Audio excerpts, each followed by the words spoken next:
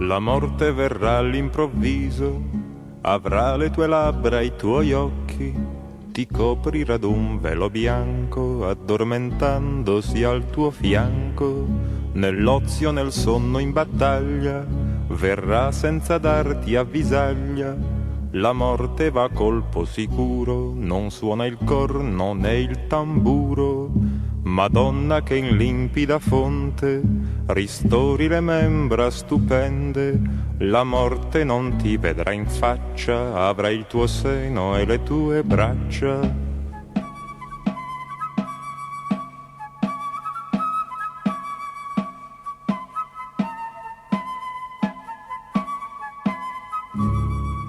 Prelati notabili e conti, sull'uscio piangeste ben forte. Chi bene condusse sua vita, male sopporterà sua morte.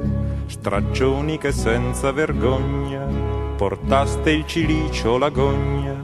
Partirvene non fu fatica, perché la morte vi fu amica.